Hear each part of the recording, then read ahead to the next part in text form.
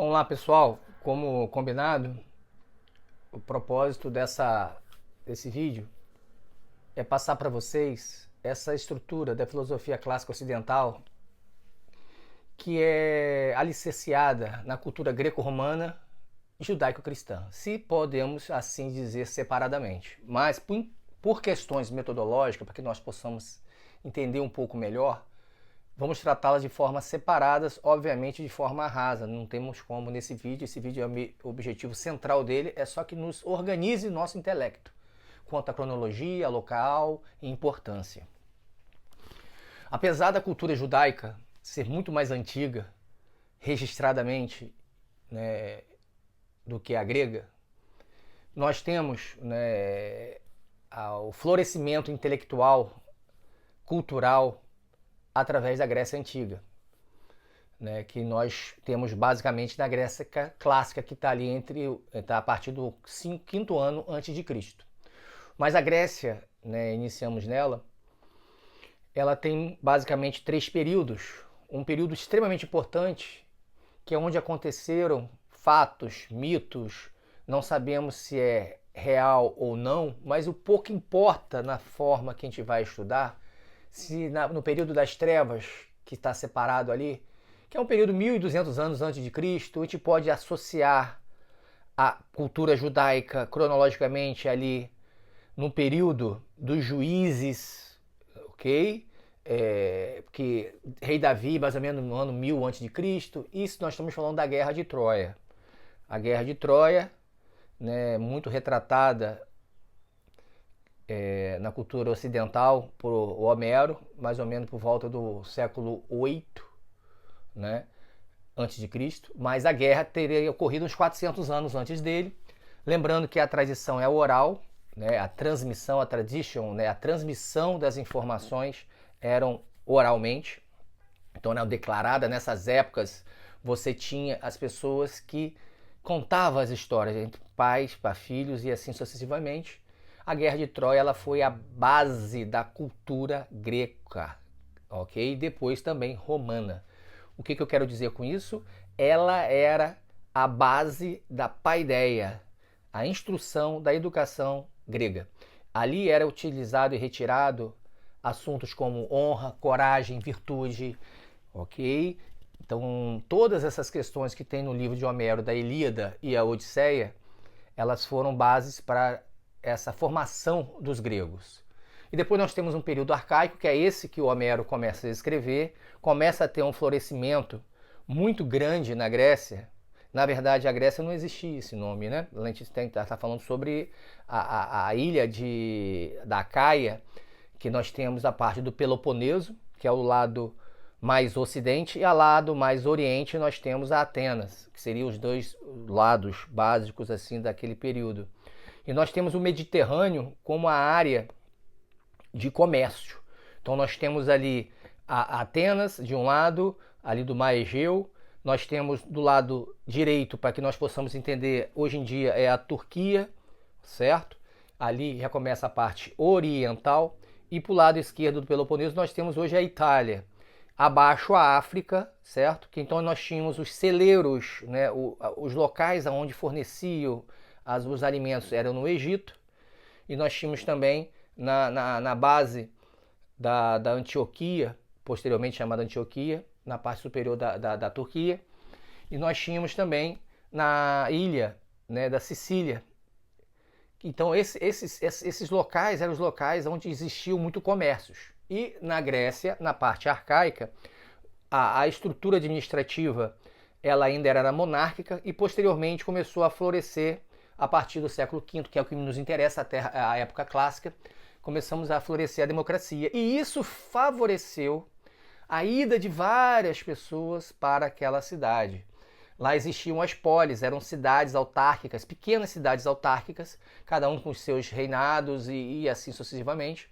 E na Grécia, Atenas, começou a ter, né, o florescimento através, né, de alguns estadistas importantes, né, atrás Drácon, né, nós temos depois o Péricles, E com isso nós chegamos no que nos interessa, que é a parte da filosofia. Começou a haver um florescimento político e com isso nós temos o surgimento dos primeiros precursores de professores, que eram os sofistas, que quer dizer sábios, os quais tiveram bastantes embates com Sócrates e posterior Platão, né? No qual eles julgavam que era ensinado coisas que eles não sabiam e mesmo assim os cobravam, né? Mas isso é um assunto para um outro momento. Mas a democracia em si favoreceu a ida de muitos itinerantes sofistas e com isso há um enriquecimento intelectual na Grécia. Então, quando nós falamos hoje sobre os primeiros povos a desenvolverem a sabedoria, a filosofia, há alguns questionamentos nos quais antes eram mitológicos, antes disso tudo era tudo sobre mitos, né? Para explicar fenômenos da natureza. Para dar um exemplo, nós temos o deus Zeus, deus do trovão, nós temos Deméter, que é da agricultura. Então, quando a agricultura ia bem, a deusa Deméter estava favorecendo as pessoas. Então, era uma forma que as pessoas utilizavam para justificar alguns fenômenos naturais nas quais eles não sabiam entender. Só que a partir do século VIII da Grécia arcaica, você começa a aparecer alguns pensadores, certo? A dar alguns passos a mais, que são chamados os físicos, são os naturalistas, que começam a buscar na natureza alguns princípios que eles chamam de arqué. Então nós temos aqueles que dizem que o princípio da vida, da natureza, de tudo, do cosmos, tudo é a base da água que nós temos, né? Nós temos o Tales de Mileto, nós temos o Anaxímenes, Anaximandro, são chamados todos os pré-socráticos. Está ali embaixo, ali, que eu até circulei com vermelho, já passando nesse ponto, que é os pré-socráticos. Cronologicamente, a maioria deles, tá, pessoal? A maioria deles vem antes de Sócrates. Na verdade, não é somente cronológica. No fundo, ao chamado pré-socráticos e socráticos, eles vão muito mais além. A base aqui ela é antropológica e psicológica, porque antes de Sócrates, né, só tinha a maioria das pessoas que se baseavam os seus entendimentos e os acontecimentos ao seu redor através de mitos, né, como eu falei, e aqueles que já começaram a despontar já falavam sobre os princípios da natureza, que é a água, é o fogo, são os 4 elementos de Empédocles, né? O fogo, a terra, a água e o ar, né? Então isso já vem lá de trás. Mas era tudo explicado somente à base de um princípio, e através desse princípio as coisas se ordenavam, cada um com a sua teoria filosófica, que é muito interessante depois a gente parar um a um, né? Vocês mesmos em vídeos no YouTube com muito facilmente acesso, vocês conseguirem entender. Mas o que é o ponto é, a maioria das pessoas tratavam como mito, então nós mudamos do mito ao logos, logo abaixo ali. O que é do mito ao logos? Algumas pessoas, com esses assentamentos, né, que antigamente no período das trevas eles tinham que ficar se mudando de local por falta de comida, de guerra, era um período muito hostil, então dificilmente o ser humano estaria se preocupando em saber da onde viemos, para onde vamos e o que está tudo ao nosso redor. Era somente a questão da sobrevivência. Posteriormente a isso, já no período do arcaico, começamos a se assentar nas polis, como eu falei, através de pequenos reinos e etc. Começou algumas pessoas a despontarem sobre isso e começaram a determinar, a perceber que existiam alguns princípios mais característicos que se pautavam em praticamente tudo. E eles começaram a chamar de arqué. Esse seria o logos. O logos quer dizer palavra, quer dizer entendimento, ele é multi-explicativo, ele tem múltiplos significados, melhor falando, na parte grega. Bom, e esses pré-socráticos, eles despontaram bastante. Tem 2 especificamente que eu gostaria, inclusive daqui a pouco eu vou passar um vídeo para vocês sobre um, que é Heráclito de Éfeso e Parmênides. Esses 2 destacaram muito, apesar de que os outros também foram fantásticos. Nós estamos falando sobre Pitágoras, nós estamos falando sobre Demócrito, né, que é com a questão da percepção do átomo, né? Dizer que existe uma partícula muito pequena, então o atomismo veio daí, é impressionante, né? Somente através da observação. Então não são pessoas menores. A questão aqui entre Parmênides e Heráclito é uma questão muito mais ontológica, metafísica, é além do sensível, que isso nos leva a discussões até hoje. Vários filósofos passaram depois deles e cada um veio contribuir, né, através do pensamento. O que eles diziam? Né? Basicamente, muito rasteiramente, desculpa ter que ser breve, o Parmênides diz que o ser é e o ser não é. Parece muito óbvio, mas ele quer dizer que o nada não existe. Nós não conseguimos pensar em nada, a coisa é e sempre será. O ser é imutável, o ser é uno, né? E isso vai ter muitas reverberações metafísicas.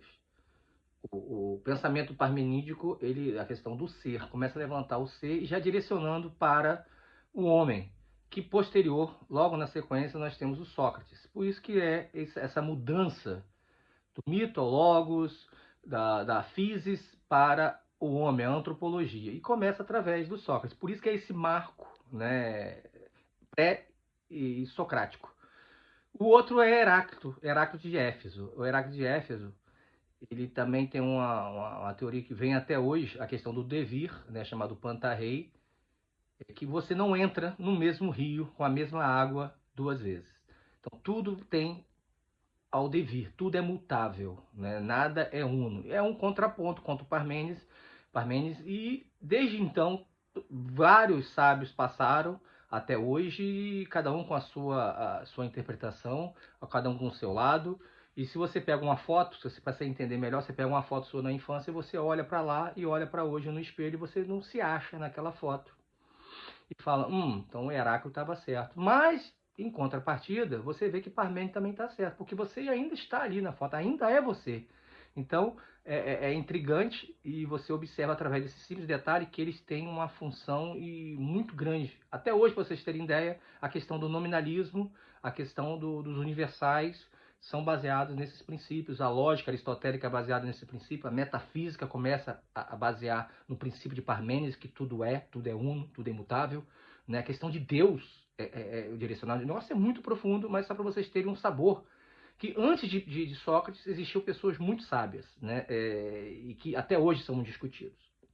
E enfim, Sócrates, o que muda, como já comentei, é o olhar. O olhar, ele sai do cosmos totalmente, não, mas sai da física, sai da natureza e direciona para o homem e para a psique. Começa a ver a questão da alma. Então começa a desenvolver, e através da boca de Platão você consegue perceber muitos pensamentos socráticos, porque o Sócrates também não escreveu nada. E através de Platão a gente consegue observar como era o pensamento de Sócrates, que era pautado na questão das virtudes, ok? E controle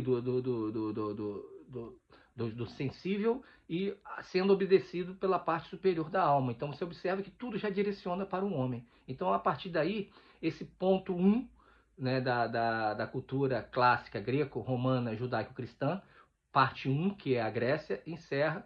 E espero que tenha valido a pena, espero que não tenha ficado grande. Coloque suas dúvidas aí e em breve a gente retorna. Um abraço, fiquem com Deus.